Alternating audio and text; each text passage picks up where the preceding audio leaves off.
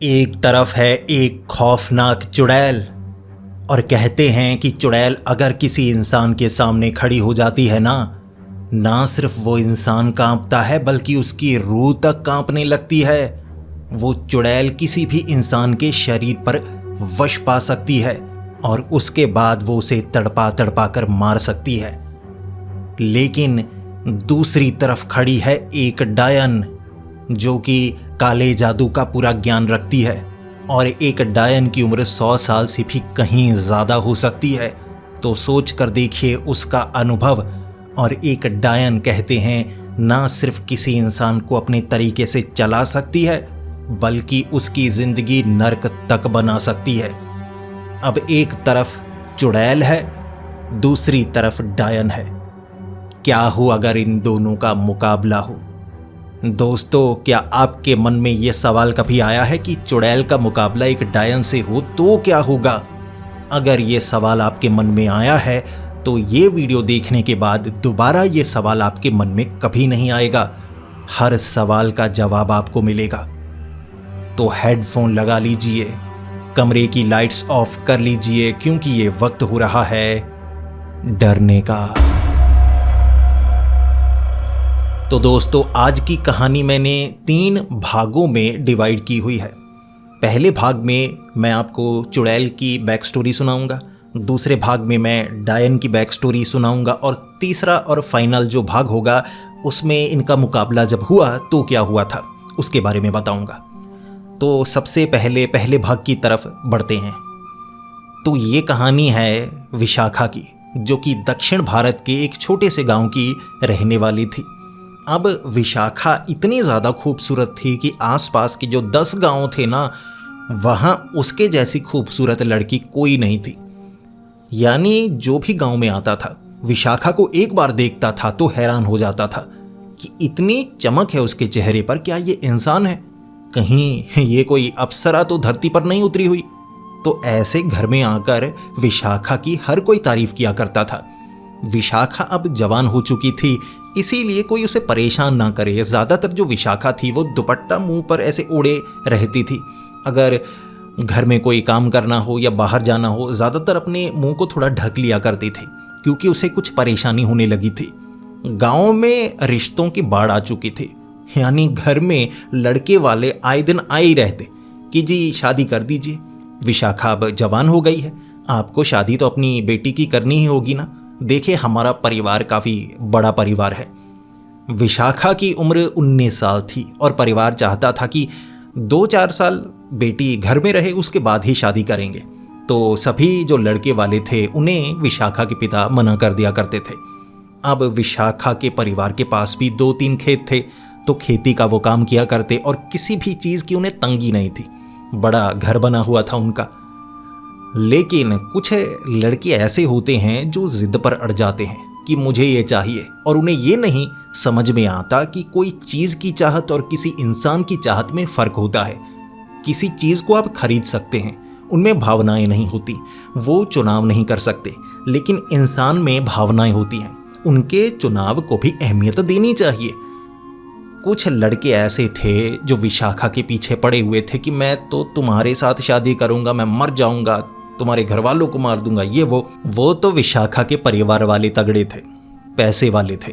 इसीलिए जब कोई ऐसा लड़का विशाखा के पीछे पड़ता तो विशाखा के 2 भाई थे जो काफ़ी ज़्यादा पिटाई करते, और इससे कई ऐसे लड़के जो विशाखा के पीछे पड़े हुए वो औकात में आ जाते कि नहीं, ये लड़की सच में अप्सरा है, इसकी तरफ देखा भी नहीं जा सकता। लेकिन एक लड़का ऐसा था जो पागलपन की हद पार कर चुका था। जब पहली बार उस लड़के ने विशाखा को देखा, उसे प्यार हो गया था। अब वो लड़का था साथ के गांव में रहने वाले एक बड़े जमींदार का सबसे छोटा बेटा। अब उस जमींदार के 3 से 4 बेटे थे, एक की शादी हुई थी, 2-3 की अभी नहीं हुई थी, और ये वाला तो सबसे छोटा था, इसकी बारी तो सबसे बाद में आती। लेकिन वो विशाखा से एक बार मिला था। नदी के किनारे विशाखा पानी भरने के लिए या सहेलियों के साथ वहाँ खेल रही होगी, तो उसने जब विशाखा को बिना दुपट्टे के देखा कि इतनी खूबसूरत, तो ये है वो लड़की जिसके बारे में कहा जाता है कि वो एक अप्सरा है। तो उसने कह दिया कि मैं तुमसे शादी करूँगा। विशाखा ने उसका मजाक बनाया और कहा कि तुम मुझसे शादी नहीं कर सकते, मैं तो तुम्हें जानती भी नहीं और मेरी मर्जी, मैं जिसे चुनना चाहूँ। वो जिद पर अड़ गया, जैसा वो हमेशा किया करता था। किसी के ज़मीन हो, पसंद है मुझे, चाहिए पिताजी लेकर दीजिए। और उसके पिता डरा धमका कर वो ज़मीन उसके नाम करवा देते। सोना चाहिए, गाड़ी चाहिए, जो चाहिए बताओ मुझे। उसके पिता किसी भी तरह से वो अरेंज किया करते थे। तो वो लड़के ने अपने पिता को कहा कि एक लड़की चाहिए मुझे। पिता ने कहा कि ये कैसी जिद है। उसने कहा जिद है तो जिद है, वो मना कर रही है, रिश्ता लेकर जाइए उसके घर। तो बाकी भाइयों की अभी शादी नहीं हुई थी, उन्होंने कह दिया ठीक है, इसे ज़्यादा पागलपन उस लड़की का सवार है तो ठीक है, इसकी शादी पहले कर दो। तो वो जो लड़का था, उसके पिता विशाखा के घर गए।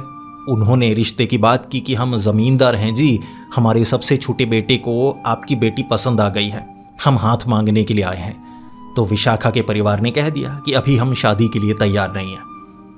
तो वो ज़मींदार ने कहा जी हम आपसे इजाज़त नहीं मांग रहे, हम आपको बता रहे हैं आपकी लड़की के साथ हमारे लड़के की शादी होने वाली है, आप अरेंजमेंट शुरू कीजिए। तो इसके बाद झगड़ा बढ़ चुका था और जो वो लड़के के पिता थे ना, बेटे की जिद पूरी किया करते और बेटे ने एक दिन बहुत ज़्यादा शराब पी और अपनी उस हवेली से छलांग लगाने की बात की। तो पिता ने कहा ठीक है, किसी भी तरह तुम्हारी शादी उससे करवा देंगे। और इसके बाद ज़बरदस्ती शुरू हुई, ज़मीन हड़पने की बात, हवेली तोड़ने की बात विशाखा के परिवार की, या घर में आग लगा देना, कई रिश्तेदारों को मार डालना। तो इतना ब्लैकमेल करने के बाद जो विशाखा के पिता थे वो डिप्रेशन में चले गए और विशाखा के पिता की दिल का दौरा पड़ने से मौत हो गई। तो परिवार वाले और भी परेशान थे। इसके बाद परिवार वालों ने सोचा, जैसे कई रिश्तेदार थे, कि जी हमें परेशानी हो रही है, शादी कर दीजिए, बड़ा परिवार है, खुश रहेगी। तो उन्होंने मिलकर विशाखा की शादी उस लड़के से कर दी। लेकिन शादी के बाद कुछ ही दिनों में विशाखा समझ चुकी थी उस लड़के की ये आदत है, जो उसे चाहिए वो ना मिले वो पागल हो जाता है। विशाखा के बाद उसे कोई और लड़की चाहिए थी कुछ ही दिनों में, कि इससे ज़्यादा खूबसूरत दिख गई मुझे वो चाहिए। विशाखा से झगड़ा हुआ, विशाखा कुछ कर नहीं सकती थी। उसके बाद इतना शराब पीना और लड़कियां छेड़ना, उसकी आदतें इतनी बुरी थी कि उसके साथ कोई रह नहीं सकता था। इसके बारे में तो विशाखा को पता ही नहीं था। तो विशाखा चाहती थी कि उनका भांडाफोड़ किया जाए और ये सबको पता चले, मैं उस घर में नहीं रह सकती। वो अब ये भी सह नहीं सकता था कि मेरी पत्नी हवेली छोड़कर जाए, मैं तो कई पत्नियां रखूंगा, उसने ये सोचा था। तो उस लड़के ने मिलकर अपने भाइयों के साथ, जब विशाखा ने हवेली से निकलना चाहा, उसे मार दिया। अब विशाखा को मारा भी ऐसा कि उसकी लाश को चिमनी के नीचे दफना दिया। अब चिमनी के ऊपर ना सिर्फ शरीर को जलाया गया था, बल्कि चिमनी में कई हिस्से जो नीचे दबा दिए थे, वहाँ आग जलती हमेशा रहती। तो किसी को शक होने वाला नहीं था कि नीचे कोई लाश हो सकती है। मिट्टी तक गर्म हो जाती तो नीचे जो दफनाया गया था शरीर था वो भी भस्म हो ही जाता। लेकिन उन्हें यह अंदाज़ा नहीं था, हवेली के अंदर उन्होंने विशाखा के शरीर को दफना तो दिया है। ये उनकी जिंदगी की सबसे बड़ी गलती है। कुछ दिनों तक कुछ भी नहीं हुआ। विशाखा के परिवार वाले विशाखा को ढूंढते रहे और वो कह देते पता नहीं जी, किसी लड़के के साथ भाग गई। ऐसी ही थी, पूरा परिवार ऐसा ही है, किसी को दिल का दौरा पड़ा, कोई घर से भाग गया, अरे हमने तो कुछ नहीं किया, हम तो शरीफों का परिवार हैं जी। लेकिन अमावस की रात सबसे भयानक रात थी। उस दिन विशाखा की आत्मा जागी थी एक चुड़ैल के रूप में। और चुड़ैल तब बनती है अगर किसी लड़की की मौत बड़ी दर्दनाक हो, क्रूर तरीके से उसे मारा जाए, तो वो आत्मा कहते हैं एक समय पर उठती है, और अगर वो उठे वो चुड़ैल का रूप धारण कर लेती है। और चुड़ैल एक शराब की तरह होती है, जिस जगह से वो जुड़ी है उसे नर्क बना देती है। बस फिर क्या, रात के वक्त उस घर में जो विशाखा की आत्मा सबसे पहले उस लड़की को नजर आई तो उसकी चीख निकल गई। उसके बाद भाइयों ने समझाया कि जो मर चुका है वो दोबारा नज़र नहीं आता, अरे वैसे ही तुम्हें सपना आया होगा रात को। लेकिन 2-3 बार उस लड़के को जब विशाखा की आत्मा नजर आने लगी, वो डरने लगा।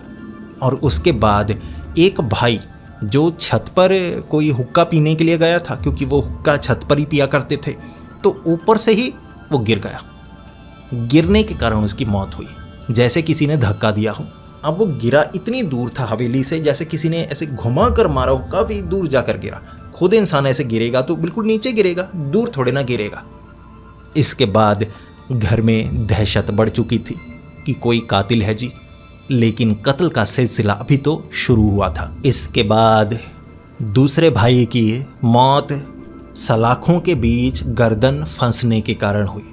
अब खिड़की होगी, खिड़की के बीच लगी थी सलाखें, ऊपरी हिस्सा उसने खुद निकाला। जैसे सलाखें ऐसे निकल गई ना, ऐसे निकल आई, तो गर्दन उसके बीच खुद धंस आई। उसकी बीवी ने देखी जैसे कोई उस पर हावी हो गया हो। कोई इंसान ये खुदकुशी का तरीका कैसे अपना सकता है? और वो चीखा तक नहीं, खुदकुशी की। फिर एक एक करके लाशें बिछने लगी। कोई तो हावी होता कि इंसान आत्महत्या करने पर मजबूर हो जाता। और उसके बाद विशाखा की आत्मा घर में नजर आती तो बात फैलने लगी कि जी घर में लड़की की आत्मा नजर आती है, यानी परिवार वालों ने कुछ किया। ये झूठ बोलते हैं। विशाखा किसी लड़के के साथ नहीं भागी थी, बल्कि इन्होंने कुछ किया। लेकिन परिवार वाले मानने को तैयार नहीं। और जब तक लाश नहीं मिलती, कोई सबूत भी किसी के हाथ लगने वाला नहीं था। तो परिवार वालों ने झाड़ फूक के लिए एक बाबा को बुलाया। अब वो बाबा इन्हें निजात दिलाएंगे विशाखा से, सबने ये सोचा। और बाबा ने कहा कि अगर अंतिम संस्कार किया जाए शरीर का, उसके बाद आत्मा को हम तृप्त कर सकते हैं। लेकिन शरीर कहाँ गड़ा है, ये कोई बताने को तैयार नहीं था। अगर बाबा धोखा देते तो सब बुरी तरह से फंसते। इसीलिए सब ने कहा हमें नहीं पता, कहीं मर गई होगी, चुड़ैल बनकर आ गई। बाबा ने कहा ऐसा नहीं होता।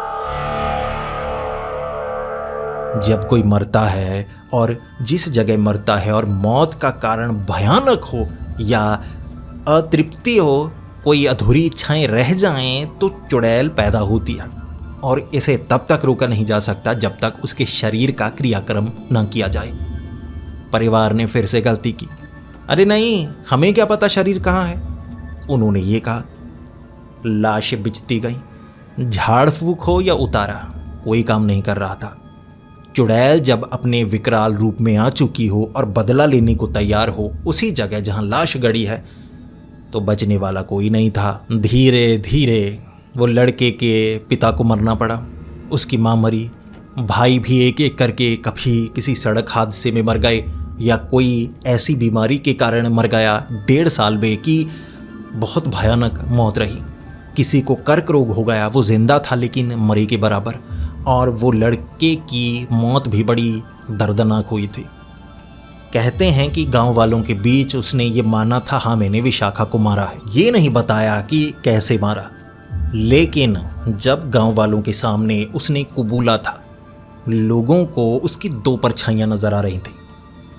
अगर रोशनी एक तरफ हो, हर किसी की एक परछाई बन रही हो, तो दूसरी परछाई बनने का तो सवाल ही पैदा नहीं होता। लेकिन उस समय उस लड़के की 2 परछाइयां बन रही थी।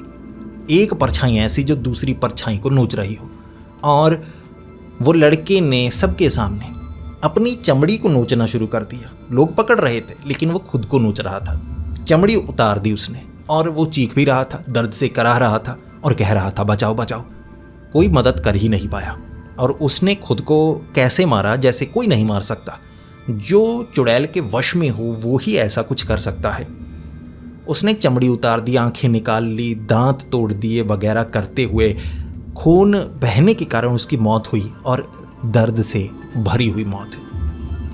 ये एक ऐसा श्राप था जो उस लड़के तक सीमित नहीं रहा।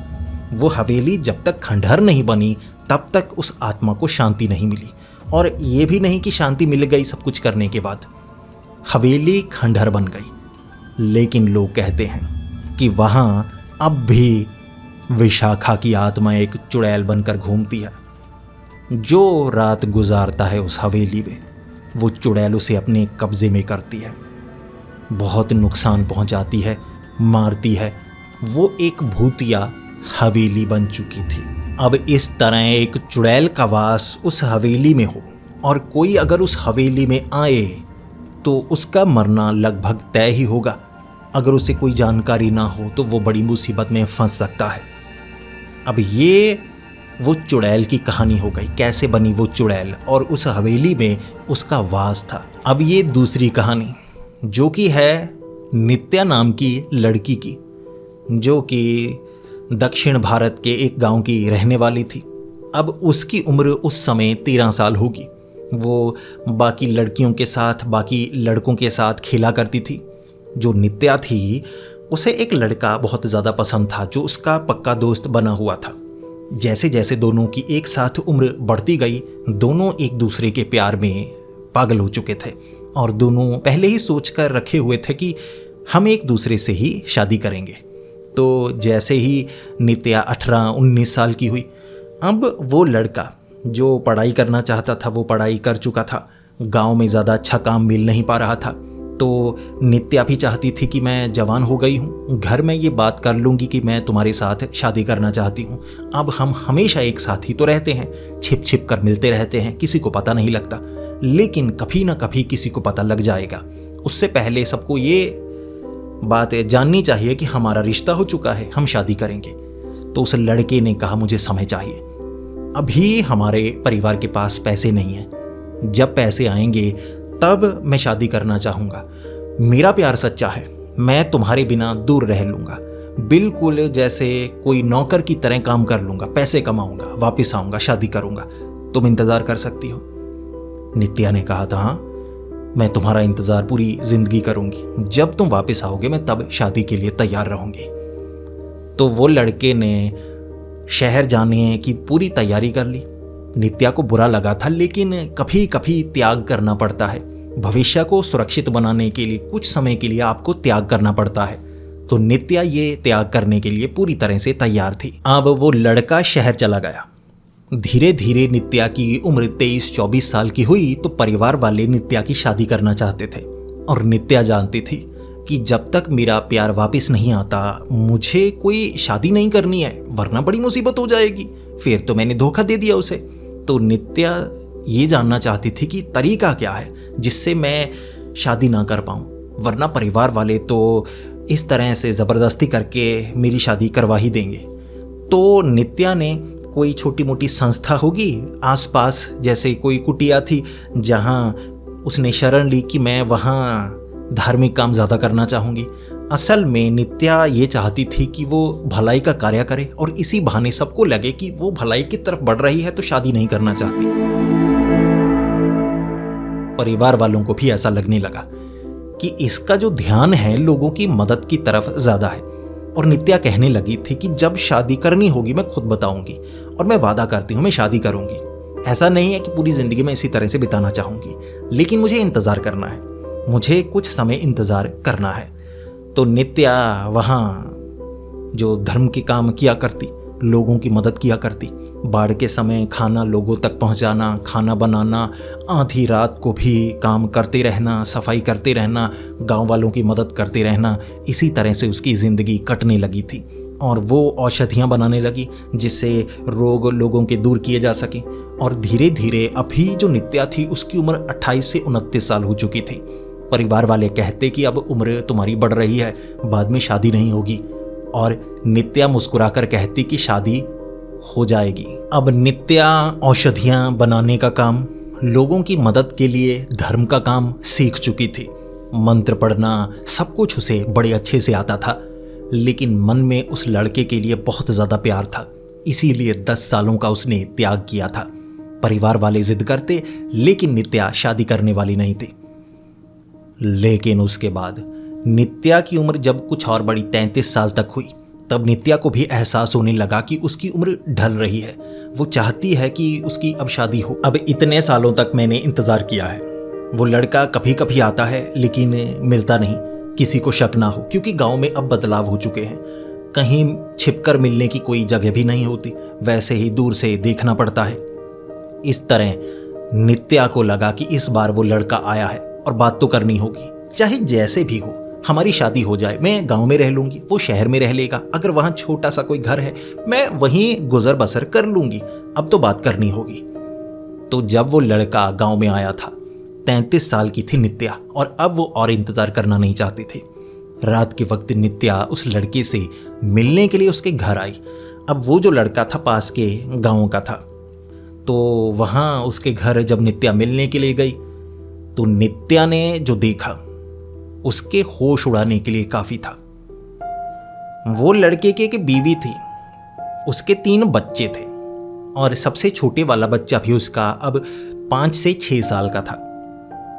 नित्या देखती रह गई, उसे ये धोखा मिला था, और नित्या ने उस लड़के को काफी कुछ बुरा भला बोला, लेकिन वो कहने लगा, अरे तुम अब भी बचपन वाली बातों में लगी हुई हो। अरे वो बचपना था, अब शहर में मैं रह रहा था, शहर की कोई लड़की मिली जो मेरे साथ काम करती थी, मैंने उससे शादी कर ली, जिंदगी इसी तरह से चलती है। तुम अभी वो बातों को याद किए हुए हो, तो तुम तो भलाई के काम करने लगी। मुझे लगा था, सबने कहा कि नित्या तो शादी नहीं करना चाहती, मुझे लगा ये तो और भी अच्छी बात है। नित्या ने उससे बुरा भला बोला, लेकिन उसने कहा, मुझे बुरा भला क्यों बोलती हो, तुम शादी नहीं करना चाहती थी, मुझे शादी करनी थी, अच्छी लड़की मिली, मैंने शादी कर ली, जिंदगी ऐसे ही चलती है। नित्या के लिए ये एक झटका था, और इसके बाद जो नित्या थी वो इस झटके को सह नहीं पाई। धर्म के काम छोड़ दीजिए, वो अब किसी की भलाई नहीं करना चाहती थी। उसे सबसे ज़्यादा घिन आने लगी, खास तौर पर मर्दों से उसे घिन आने लगी थी। इसीलिए नित्या उस रास्ते पर चल पड़ी, यानी कि बुरे रास्ते पर, इस रास्ते से बिल्कुल उल्टा। अब वो धर्म के कार्य नहीं कर रही, बल्कि वो काला जादू सीखने लगी। उसे सबसे बदला लेना था, उस लड़के से, उसकी बीवी से, उसके बच्चों से। तो जैसे जैसे काला जादू वो सीखती गई, अगले 7 सालों तक नित्या ने काला जादू सीखा, और वो भी पूरी लगन से। जैसे वो उस लड़के से प्यार भी पूरी लगन से करती थी, काला जादू भी बदले के लिए उसने पूरी लगन से सीखा। और कहते हैं काला जादू कोई इंसान जितना इस्तेमाल करता जाता है, वो काली विद्या हावी होती चली जाती है। नित्या 5 ही सालों में जैसे 60 साल की लगने लगी थी, जबकि अभी उसकी उम्र 40 साल से कम थी। अपने परिवार को तो उसने छोड़ ही दिया था, अकेले में रहती थी, और कई बार मर्द वहां उसका फायदा उठाने की कोशिश करते, तो वो उस जादू का इस्तेमाल करती। और धीरे धीरे बुराई के रास्ते पर वो ऐसे चली कि वो मर्द जो उसका फायदा उठाना चाहते थे वो जिंदा नहीं रहते। उसके मारने का तरीका बड़ा भयानक होता।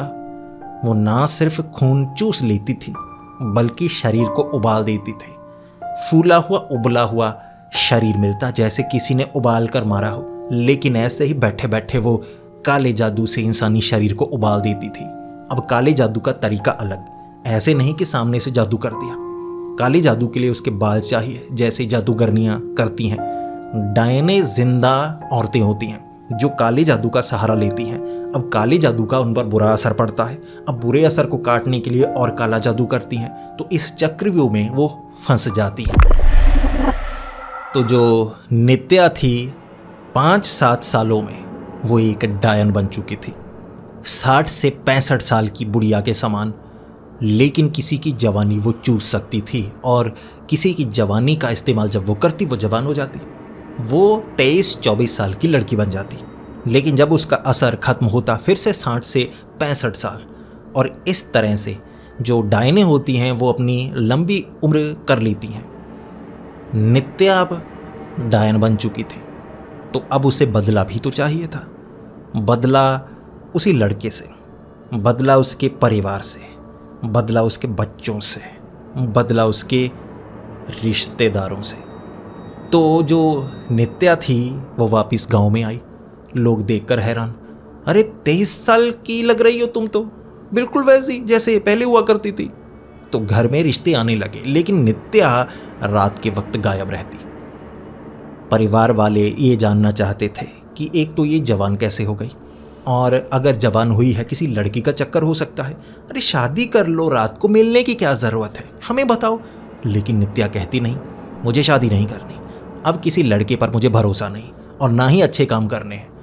लोगों का भला करके मुझे क्या फ़ायदा, लोग तो कमीने हैं। एक बार अपना मतलब जब पूरा हो जाता है फिर जिससे मदद ली है उसे पूछते भी नहीं, और इसे इंसानियत कहते हैं। नित्या अब दुनिया की सच्चाई जान चुकी थी और इसीलिए उसे दुनिया से बहुत ज़्यादा गुस्सा था। उसका एक भाई था जो नित्या का पीछा कर रहा रात के वक्त। वो देखना चाहता था नित्या क्या कर रही है। नित्या पास वाले गांव में गई। वो जो लड़का था ना, उसके घर के आसपास एक घेरा बनाया। अब एक गुड़िया थी, धीरे धीरे वो गुड़िया बनाकर वहाँ दफना कर आती। तो नित्या को उसके भाई ने कहा कि तुम ऐसा क्यों कर रही हो। तो नित्या ने कहा मेरे रास्ते में मत आओ, अब तुम मेरे भाई नहीं हो। अगर तुमने अड़चन डालने की कोशिश की तो एक डायन का रास्ता काटने वाले के साथ डायन क्या करती है तुम जान नहीं पाओगे। उस रात भाई को लगा कि कैसी पागलों जैसी बातें कर रही हो, दिमाग हिल चुका है तुम्हारा। अब तुम ठीक दिखती हो, शादी करवानी होगी तुम्हारी, सब कुछ ठीक हो जाएगा। ये पागलों जैसे काम, काला जादू, ये सब कुछ छोड़ दो। तो नित्या जो कि खूबसूरत लग रही, 60 साल की बूढ़ी लगने लगी। आंखें उसकी जो थीं वो 6 से 8 आंखें बन गईं। यहाँ नाक, कान, यहाँ कई, यानी कि जैसे कोई इल्यूजन होता है ऐसा चेहरा जब नजर आया था ना, तो उसका भाई घबरा गया। वो समझ चुका था नित्या अब नित्या नहीं, नित्या डायन बन चुकी है। तो नित्या जो कर रही थी उसका असर उस घर में क्या हो रहा। शुरुआती समय में वो आदमी के घर में कुछ खून के छींटे आया करते। अब कुछ समय के लिए वो यहाँ पर आया था तो ये सब कुछ होने लगा। तो खून के छींटे आना, जो बच्चे थे वो अपने आप चोटिल हो जाना, बीवी का रात को उठकर चलना और दीवार पर सर मारना। 15 दिनों के लिए वो आदमी आया था और कुछ ही दिनों में वो गांव छोड़कर चला गया। लेकिन गांव छोड़ने के बाद भी उसकी ज़िंदगी में कोई बदलाव नहीं आया। उसकी जो बीवी थी वो पूरी तरह से गंजी हो गई। अब गंजी कैसे हुई? क्योंकि वो अपने बाल नोचा करती थी। कैंसर से गंजी नहीं हुई थी, झड़े नहीं थे बाल, वो बाल नोचती थी, ऐसे निकाल दिया करती, नोच नोच कर निकाल देती गुस्से में आकर। और जब उसे सही से होश आता वो रोने लगती कि ये मैंने क्या कर दिया, ये मेरे साथ क्या हो रहा है। वो आदमी की बीवी जिसका शरीर काला सा हो रहा था और हमेशा उसके घर के आसपास एक बूढ़ी औरत घूमती रहती। वो जो आदमी था सही से सो नहीं पाता और कई बार रात को उसे अपने कमरे में नित्या डायन दिखती। नित्या भयानक बूढ़े शरीर में, चेहरा इतना डरावना कि इंसान जकड़ सा जाए। अब वो आदमी नित्या से माफ़ी मांग रहा। नित्या ने माफ़ नहीं किया। नहीं, सज़ा तो मैं देकर रहूँगी। तो उसने, जो वो आदमी था, उस पर ऐसा असर डाला, इतने लंबे समय तक उस पर असर डालती रही। उसने बाबा से मदद ली थी लेकिन डायन का प्रकोप बड़ा बुरा था। उसका जो धड़ था कमर के नीचे का, उसे लकवा मार गया। उसकी बीवी ने उसे छोड़ दिया क्योंकि वो तो पागली हो चुकी थी। बच्चे रिश्तेदारों के पास भेजने पड़े क्योंकि अब बच्चों पर बुरा असर पड़ रहा था। अब वो आदमी अकेला हो चुका था। नित्या ने उसे मारा नहीं, बस यहाँ तक पहुँचाकर नित्या ने कहा बस मेरा गुस्सा शांत हुआ, ले लिया मैंने बदला। फिर वो जो आदमी था उसने नित्या से माफ़ी भी मांगी कि मुझे माफ़ कर दो। मुझे नहीं पता था कि मेरी एक गलती किसी की ज़िंदगी इतना बर्बाद कर सकती है। मैंने तुम्हारा फ़ायदा उठाया और असल में तुम्हारा फ़ायदा उठाकर मैंने तुम्हें छोड़ दिया, और जब मुझे कोई अच्छी, तुमसे बेहतर लड़की मिली मैंने उससे शादी कर ली, मुझे माफ़ कर दो। नित्या ने तो पहले ही माफ़ कर दिया था, लेकिन उसकी बातों से नित्या टूट गई और रोने लगी थी। तो उसने कहा कि अब किसी और के साथ ऐसा मत करना। और नित्या ने कहा नहीं, मुझे ज़िंदा रहने के लिए ये सब करना ही होगा, अब मैं और कुछ नहीं कर सकती। तो उसने कहा कि अगर ऐसा है तो अपना कोई परिवार बनाओ, तुम्हारा परिवार होगा तो तुम्हारी ज़िंदगी सुधरेगी। ऐसे बनकर रहोगी तो बाकियों के साथ भी वही करोगी जो मेरे साथ किया। तो नित्या ने काले जादू से अब एक बार ये ठान लिया, कम से कम वो 40-45 साल जो कि उसकी उम्र है वहाँ तक वो ठहर जाएगी, फिर ये सब कुछ छोड़ देगी। डायन बनने से यानी कि रिटायरमेंट लेना होता बड़ा मुश्किल है, इसके लिए त्याग करना पड़ता है और बहुत कुछ सहना पड़ता है। तो इस तरह से जो नित्या थी उसने अपना बदला पूरा कर लिया था। अब ये थी नित्या, वो थी विशाखा, दोनों ने अपना बदला लिया था। तो वो विशाखा उसी हवेली पर राज किया करती थी, भूतिया हवेली। तो जो नित्या थी उसे कुछ खास कार्य करना था जिसके बाद वो ये डायन विद्या को त्याग पाती। ऐसे नहीं कि आज से छोड़ दो जी, मैं डायन नहीं, सब कुछ ठीक हो जाएगा। उसे वो शरीर चाहिए था जो उसका असल में था। 40-45 साल की उम्र वाला जो शरीर था उसे वही वाला शरीर चाहिए था। और इसके लिए एक ऐसी सिद्धि उसे करनी थी, किसी श्राप को काटना था। और श्राप कटेगा, डायन विद्या कटेगी, यानी वो सही उम्र में आएगी। काम कठिन था, लेकिन वो डायन इतने लंबे समय से थी, अनुभव था उसे, और उसने वो हवेली को चुना, वही विशाखा चुड़ैल वाली हवेली को। एक तरफ डायन, एक तरफ चुड़ैल। अब वो तीसरा चरण जब दोनों का मुकाबला हुआ था। उस रात जो नित्या थी उसने गांव वालों से पहले ही पता कर लिया था। अब साधारण कोई जवान लड़की बनकर गांव वालों से वो पूछती, और एक लड़की पूछ रही है, बेचारी भटकी हुई है, तो सब सही से जवाब देते कि मजबूर सी लड़की घूम रही है हमारे गांव में, अरे जाने तो सही। तो वो हवेली के बारे में पूछती, गांव वाले कहते उस तरफ मत जाओ, वो चुड़ैल की हवेली है। अब यही तो सुनना चाहती थी जो नित्या थी। अब वो डायन इस रूप में गांव वालों से जानकारी इकट्ठा कर चुकी थी। रात के वक्त उसे था कि मैं हवेली में जाऊंगी। अब वो चुड़ैल है, देखती हूं वो चुड़ैल का श्राप मुझ पर कैसा असर करता है। हवेली में ही उसे वो काम करना था। उसे था कि ये चुड़ैल होगी साधारण तो मुझे जवाब देगी। अब जवाब देगी, जहां उसका शरीर है मैं उसे वहां खत्म कर दूंगी। जब वो डायन उस हवेली के अंदर गई थी ना, वो दरवाज़ा खोलते ही हवा का झोंका जब उसके चेहरे पर पड़ा तो उस डायन को आभास हो गया कि ये कोई साधारण चुड़ैल नहीं है, पूरे के पूरे खानदान को खत्म करने वाली चुड़ैल है। और गुस्सा अभी शांत नहीं हुआ, बदला पूरा नहीं हुआ, उसका बदला अभी अधूरा है। तो वो डायन ने दरवाज़ा बंद किया कि अब जो होगा देखा जाएगा, जिंदगी तो मेरी भी अच्छी नहीं है, अब ये तो करना ही होगा, जान का खतरा तो इसमें है ही। अब यहां हुआ सीधा सीधा मुकाबला, एक चुड़ैल और एक डायन का। हवेली में हवा का झोंका सहने के बाद जो डायन थी वो आभास कर चुकी कि चुड़ैल का असर मेरे आसपास होना शुरू हो गया है। अब सामने जो परछाई नजर आई वो किसी को भी डरा सकती थी। अब एक अंधेरे में से परछाई निकलकर खड़ी हो जाए, इंसान डर कर भाग जाएगा। डायन नहीं भागती, डायन के लिए ये आम बात होती है। एक खूबसूरत सी लड़की हवेली के अंदर आई है, चुड़ैल उसे डरा देना चाहती थी। डरे, सदमा लगे, दिल का दौरा पड़ता है तो सबसे अच्छा, लेकिन ये डायन थी। और जब वो लड़की एक भयानक डायन के रूप में आई तो चुड़ैल की समझ में आ गया कि नहीं, बात जैसी नजर आ रही है वैसी नहीं है, ये कोई भटकी हुई बच्ची नहीं है, ये भयानक दिखने वाली एक डायन है। सबसे पहले उस चुड़ैल ने डायन पर हमला किया। अब चुड़ैल एक धुएं से बनी या कह सकते हैं रेत से बनी होती है। अब तेज रफ्तार से रेत आप पर फेंका जाए, कहने को तो कोई चोट नहीं लगती जी।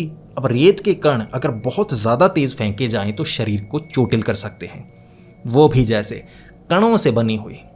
चुड़ैल ने जब डायन पर हमला किया तो शरीर पर खरोंचे बनने लगी। ये बाहरी हमले थे और डायन को अपना कार्य शुरू करना था। तो डायन ने वो काल घेरा बनाया। काल घेरा बनाने के बाद 4 लकड़ियां मशाल बनाकर रख दी 4 कोनों में। उसकी आग से जो चुड़ैल थी वो दिख रही, कोई काली ताकत अब छिप नहीं सकती थी। डायन थी वो, कोई साधारण औरत थोड़े ना थी, वो भी तो चुड़ैल थी, कोई भटकती हुई आत्मा थोड़ी ना थी। डायन ने तब कहा था, मुझसे बात करो, तुम्हारी जो भी अधूरी इच्छाएं हैं मैं वो अधूरी इच्छाएं पूरी कर सकती हूँ। तुम्हारा जो बदला अधूरा है मैं तुम्हारा बदला पूरा करने में तुम्हारी मदद करूँगी। बदले में मुझे ये श्राप चाहिए, ये श्राप मेरी विद्या को काट सकता है। उस चुड़ैल ने कहा, तुम मेरी मदद करना चाहती हो, मुझे बदला चाहिए, तुम बदला लेने में मेरी मदद करोगी? तो डायन ने कहा, तुम्हें जो बदला चाहिए मेरा बदला भी कुछ ऐसा ही था, बताओ क्या चाहिए तुम्हें। और चुड़ैल ने कहा, तुम्हारी मौत। डायन के लिए यह हैरानी वाली बात थी कि मेरी मौत क्यों, मैंने तुम्हारा क्या बिगाड़ा है। और उस चुड़ैल ने कहा, हवेली में पैर रखने वाला हर एक इंसान मेरा दुश्मन, तुमने पैर रखा है तो तुम्हारी मौत से मेरा बदला पूरा होगा। और मेरा बदला तब तक चलेगा जब तक इस हवेली में लोग पैर रखते रहेंगे। ये हवेली जब तक खड़ी है, ये वो अहंकार की हवेली है, मुझे अहंकार को तोड़ना है। यानी वो डायन का खास काम बनने वाला नहीं था। अब तो शरीर ढूंढना होगा, और शरीर ढूंढना कोई आसान बात नहीं जब सामने वाला बताना ना चाहे, और जिसे पता था वो तो मर चुके हैं। डायन के लिए मुश्किल हो गई। डायन शरीर के साथ जादूगरनी, और चुड़ैल बिना शरीर वाली जो गायब हो सकती है, नुकसान पहुंचा सकती है। डायन मंत्रों से उसे रोक रही, लेकिन चुड़ैल एक शैतान की तरह हावी हो रही थी। उसका आकार बड़ा होता जा रहा। वो जितने गुस्से में आती उतना ज़्यादा हावी होती। कोई इंसान होता बेहोश हो जाता, डर कर भाग जाता, या हो सकता है वो चुड़ैल उसे अब तक मार चुकी होती।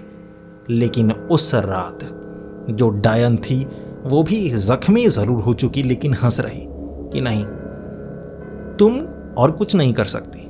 और चुड़ैल का शरीर ढूंढे बिना उसे मारा नहीं जा सकता था। तो डायन ने उसे उकसाया, बहुत उकसाया, इतना उकसाया कि उस चुड़ैल को अपना वो हथियार सामने लाना पड़ा जिसका चुड़ैलें इस्तेमाल करती हैं, शरीर पर हावी होना। यानी कि जो चुड़ैलें होती हैं ऐसी जगह से जुड़ी होती हैं जो शापित हों, और जो इंसान वहाँ बार बार आए या ऐसा हो जिसके शरीर पर कब्जा किया जा सके, तो चुड़ैलें कब्जा करती हैं। फिर वो इंसान खुद को नुकसान पहुँचाता है, जैसे पोजेस हो जाता है। और पोजेस हुआ वो इंसान जब तक उसका उतारा ना किया जाए, एक्सोर्सिज्म ना किया जाए, वो तो खुद को मारने पर उतारू हो जाता है। और ये शापित हवेली, इतने लोगों को मारने के बाद चुड़ैल की ताकत बढ़ चुकी थी। तो जैसे ही चुड़ैल वो डायन के शरीर में आ गई, डायन समझ चुकी थी ये वो आखिरी चरण है, वो आ गई मेरे शरीर में, अब सीधे सीधे वो मुझे मार डालेगी। तो उस चुड़ैल ने डायन के शरीर में उसी के हाथों को, उसी के नाखूनों को खुद को कुरेदने में इस्तेमाल किया, यानी उसकी चमड़ी उधेड़ देना चाहती थी।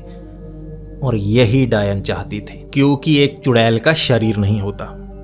अगर वो किसी को पोजेस कर ले तो वो शरीर उसका।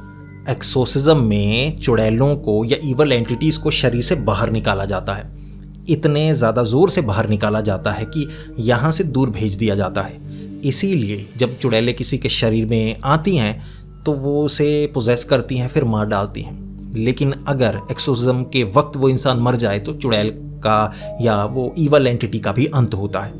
लेकिन किसी अपने को मारना थोड़ी ना चाहता है कोई, ईवल एंटिटी को ही दूर करना चाहेगा।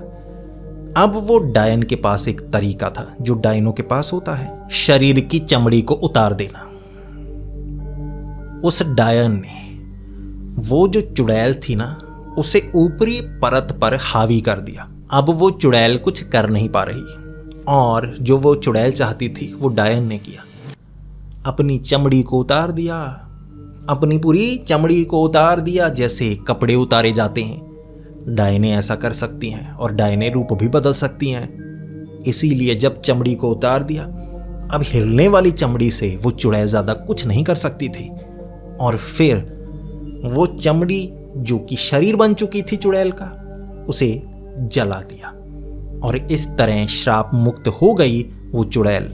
बदला खत्म, सब कुछ खत्म। और वो अहंकार की हवेली जो कि चुड़ैल की ताकत से ही खड़ी थी, हालत तो बुरी थी, जर्जर। तो कांपने लगी वो हवेली जो कभी भी गिर सकती थी। और उस डायन का काम पूरा हुआ। बिना चमड़ी के खून बह रहा था, और उसने जो कपड़े थे वो लपेटे और निकली वहां से। चमड़ी तो चलो दोबारा बन जाएगी, अब वो साधारण रह चुकी थी। शरीर को ठीक कैसे करना है वो डायनों को आता है। तो इस तरह उस चुड़ैल का अंत हुआ, लेकिन डायन बच गई, क्योंकि डायनें एक शरीर के साथ होती हैं।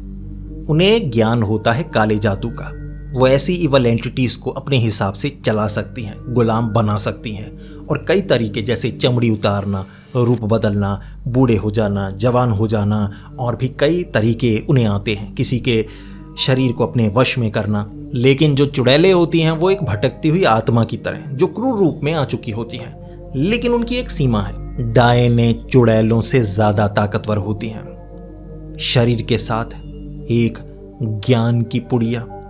तो इस चुड़ैल का अंत तो होना ही था।